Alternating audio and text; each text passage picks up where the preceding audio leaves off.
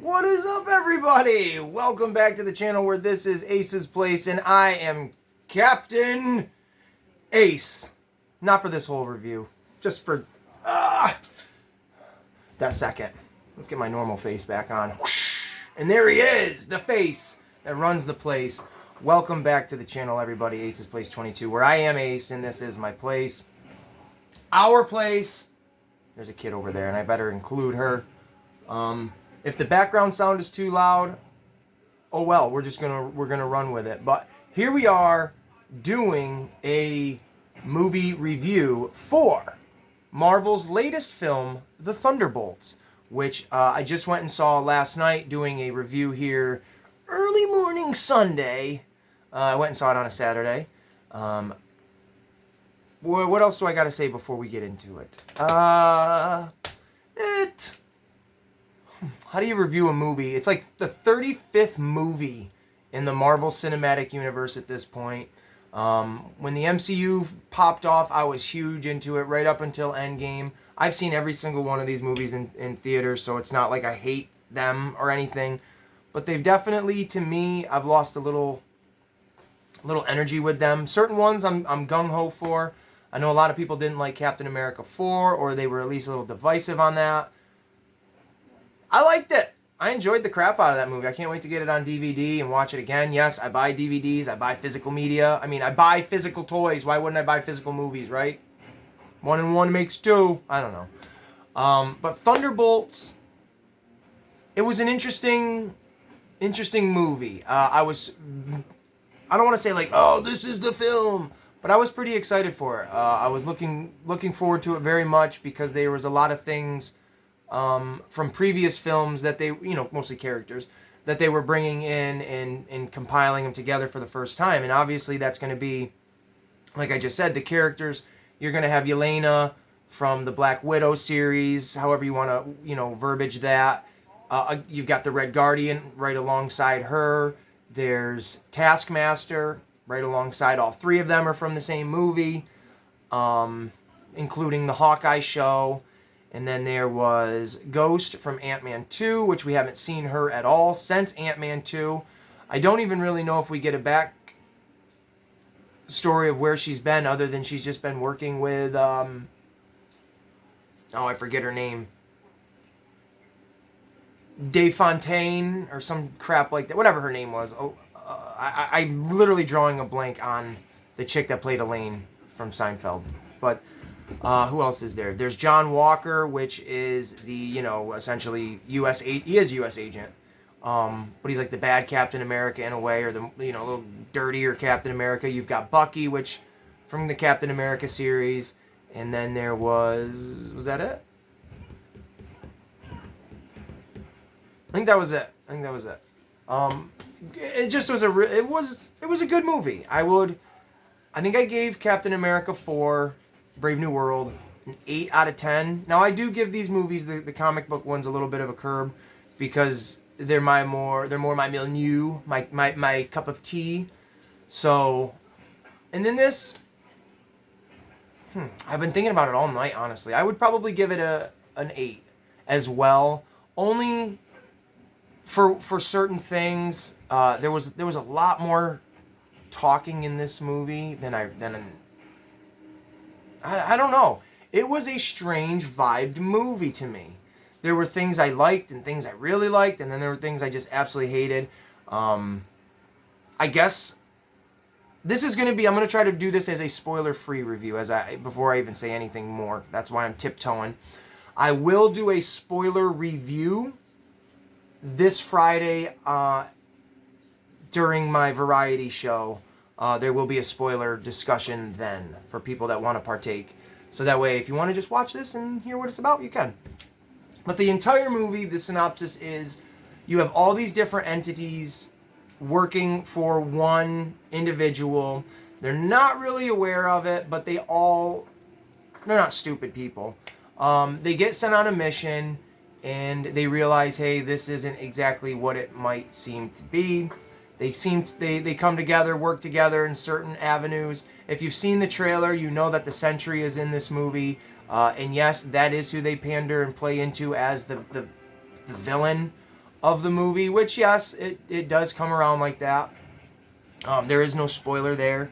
How they do it is an interesting take. I didn't mind it at all. I enjoyed the entire flow of that.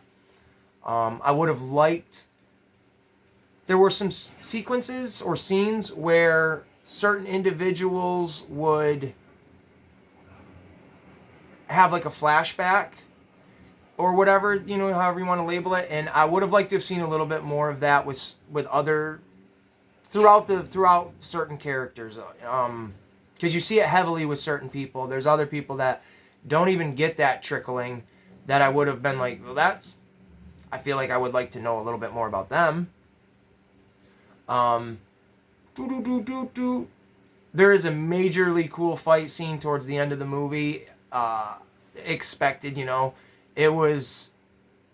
I wouldn't say my jaw was on the floor, but it was definitely one of those like, oh, if we got more of this would be really, really rad. Like, imagine this just... What else? Without spoiling it, you see in the trailers, or yeah, that it's Sentry hitting those little shadow people. That was there was definitely one moment. Now you come to expect that if you've seen the trailer, but there was definitely one moment where I was like, oh no, he didn't. Like, that really just happened. So that was pretty cool. I mean, I don't think it was cool, but it was nice to be like, oh shoot, dang. But you it's not, just like she says in the trailer, the Avengers aren't showing up, so expect that. And there was definitely, this is a huge negative I have on the movie, and I'm not trying to ruin it, but there was one moment. They make New York City the central hub of, like, the MCU, right?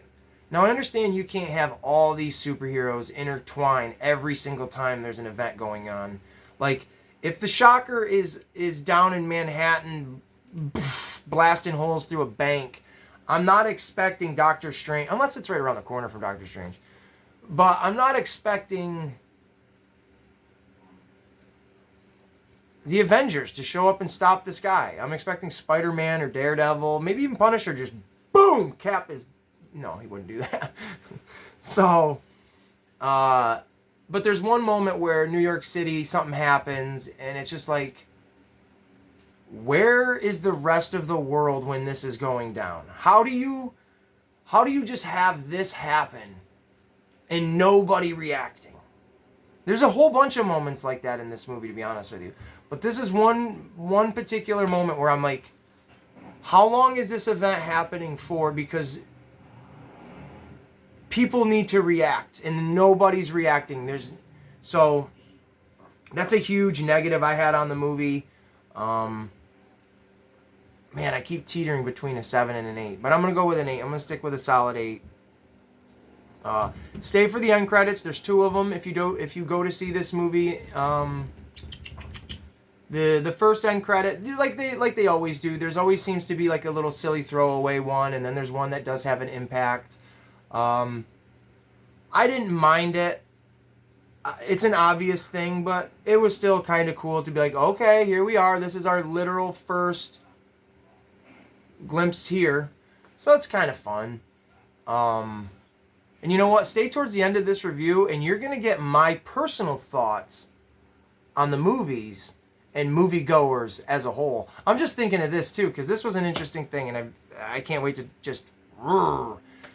But overall, it's a pretty decent movie. It's got good action. It's a good story. It's not a bad story at all. One of the film review channels, Film Threat on YouTube, I've watched, because Chris Gore, he was part of the G4 network when I was like a teenager, so I kind of just tune in for that. Usually I agree with some of the panel that they have on their show, but when they weren't reviewing the movie, they were reading tweets and Instagram posts or whatever of people that got an early reviewing of the movie, and all the reviews were positive, like, and similar to maybe like what I'm saying, I don't know, but they were just poo-pooing all over it, being like, oh no, blah blah blah blah blah, and it's like, even as questionable as I am about this film and certain things, I'm not like, oh, it's not back to formula. It's not back to the original root. Like, I'm not spewing negativity. I'm trying to, man, if you're interested in seeing this movie, go see it. It's a good movie. There's nothing about it where I was like, oh, I hate this film. There's things where personally I'm like, meh. That doesn't outweigh it being a bad movie at all. Like Fantastic Four, for instance. I'm still very on the fence about that movie, but I'm going to go see the damn thing. I've seen every Fantastic Four movie in theater. Well, no, I didn't. I did not go see Josh Tranks. I always forget about that movie, and I didn't. So when I say I've seen every Marvel movie, you can put a Thunderbolts asterisk next to that comment, because I have not seen the Fan-4-Stick. Is that what people call it, I think, because there's a 4 in the center? I did not see that movie in theaters, and I'm glad I didn't, because I did not enjoy that film at all. But this movie was pretty good. I don't want to say don't go see it. Definitely check it out. If you get a chance, there you go. And I'm going to say my favorite character, I wanted to mention this too. My favorite character is definitely U.S. Agent John Walker. He gets called an asshole at one point in the film, and he's just like, okay. And it's like, that's my guy. That's my guy right there. He's such a snarky jerk, and he's so unapologetic for it. And he thinks his woes should be no, he doesn't think his woes should be the world's woes. But he thinks he has it the worst until he starts to realize, like, oh shit, no. And I gave the characters played by Wyatt Russell, which his dad, Kurt Russell, is like my favorite action guy of all time. I know he's not really like a huge action movie star, but I think Kurt Russell is just the best. So when I saw Wyatt Russell for the first time as the dollar store Captain America in The Falcon and Winter Soldier, that's clearly what they were going for, because now he's a man. He is the U.S. agent, and I love it. I fucking love it, man. I'm all for it. Give me more of that dude. He's just super cool. I love the suit. It's a ridiculous moment at the end of the movie, and I popped for it. No one else will, but I did. And then there's one useless character in the movie, and we all know who that's going to be just from watching the trailer. No spoiler there. If you've seen the trailer, you know who this useless character is going to be. And they should have left this character out of the trailers, out of the marketing, and then interjected them for a small moment to do what they needed to do. Because as soon as you see them in the trailer and you start putting it together, you're like, oh, we know what's happening to them. They're, and if you know, you know. I'm not going to spoil it. But I'm trying to think if that's it. I'm going to go in way more depth again, like I said, on the variety show. I know more people in the YouTube community that I'm in have seen the film, and they'll want to talk about it, and it'll be way easier for me to express my thoughts and explain things maybe at that time. So, that being said, I'm going to spend the last minute and a half griping negative about the movie-going experience that I had yesterday. Let me take a sip of my unsponsored sparkling iced caffeine drink. 0 sugar, right? So, I want to make a couple things clear. Went with my buddy Marcadius to the movies yesterday. There was a lady sitting a couple seats down from us, and she had a big old blanket, threw it over herself, and my buddy Mark asked me, he goes, what are your thoughts on people that bring blankets? And I make a joke. Between him and I, there's no one catches on to it. I'm like, I don't even remember what I said, but I make a silly joke. Throw it away, right? I have to start off with that because it's ironic to me that he asks such a simple question and we make such a harmless joke between each other, right? About a blanket. A little bit into the movie. Well, before the movie even starts, everybody's piling in. There is a group of teenage girls, young teenage girls, sitting right behind us. Now they're doing this for the first 45 minutes, maybe an hour of the movie. This. The entire time, folks, this. Getting up out of their seats, running back and forth behind us. They must have done it 4 or 5 times. Marcadius, Jesse James, if you see this video, comment down below and confirm whether or not I am lying or telling the truth, because it was ridiculous. And this is not the first time I've ever done this in the theaters. I have done this specifically when I've gone to see the Ninja Turtle movie, the second one. I literally yelled at a group of people to shut the f up during the movie, because you don't mess with me and the Turtles. But this movie is very heavy dialogue, or dialogue heavy, and you kind of got to listen to what people are saying. You really do. And that's all. This is all I'm hearing. And me, I was polite. Normally I'm not. Normally I'm Mr. Give you hell. But I turn around. I'm like, you need to stop talking, please. Seriously, stop talking. And you didn't hear them and talk one more time through that entire movie. Why? Not me. I'll be that guy. But why does there have to be a guy? Why does there have to be someone that tells you to shh during a movie? Why? Because no one is telling you, so you think it's okay, you can talk because no one has told you to be quiet? Every time those girls go to a film and they sit in the movie theater, and they start chipping, I hope they see a bald-headed dude in front of them and they think it's me, and they think, I'm the Punisher of the movie theaters. I've had to do this numerous times and tell people to be quiet. I don't understand that. And what I really don't understand, you're paying money to go to the movies. 20-something bucks almost to go to the movies, just to chip. What is your interest in this movie if you're just there to chip? Go watch a chip movie, and leave the regular big kid movie. Well, I don't want to say big kids, but big kid movies to the big kids. My kid's looking at me like, "What are you doing, Dad?" It drives me bonkers because I don't understand it. It's like if two people were sitting together and you were starving and I was not, and I went into a grocery store and bought a ton of food, came outside, put it in a car, both of us are in the car, and I don't give you nothing, and we just go to my house and drop it off and leave. What the f? That's rude and dumb and doesn't make any sense. Like, help a brother out, or just, I don't even know if that analogy works at this point. I've lost my thoughts because it's just frustrating. But just be quiet at the movies, or don't go. Stay home. And that was literally my joke about the blanket lady to my friend. Because when he goes, what do you think about people with blankets that bring blankets to the theaters? I'm like, just stay home. Stream it or whatever. Wait till, just stay home. Don't bring your blankets. But I was being silly about it. I don't care. You can bring a blanket. I don't give a damn. I had a South Park pillow when I went and saw something. Oh, Nosferatu. I had a Cartman South Park pillow. So those are my thoughts on moviegoers. Don't do that stuff to people, man. Because then if I have to be the jerk that yells, or not even yells, but has to say something, just stop. Don't even get to that point. Please, just be respectful, or don't even go in. Or wait till people come out of the theater and ask them, hey, what did you think of the movie? Spoil it for me. Tell me. Because I'll do that. I'd rather spoil a movie for you than yell at you during the movie.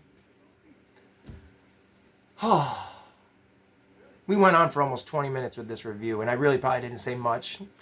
I hope everybody's having a great day. I enjoyed the movie thoroughly. It's not one I'm going to go back and see in theaters. I haven't gone back and seen an MCU movie in theaters multiple times in a minute. I will buy it. It's a good flick. Go out and see it. They had popcorn buckets. I don't know if that's... Who cares? If that's your thing, go get a popcorn bucket. And tune in this Friday for the Ace in the Hole variety show, where we're going to talk way more. You're going to have other people's thoughts and opinions and not just this dum-dums. So tune into that Friday, 6 p.m., episode 15. We're on episode 15 already. I don't even know what the hell the name of the title of the show is going to be, but Ace-tastic. I don't know. There we go. That's the name of the show. I hope everybody has a great day, and we'll see you guys in the next one. Oh, like and subscribe, because why not?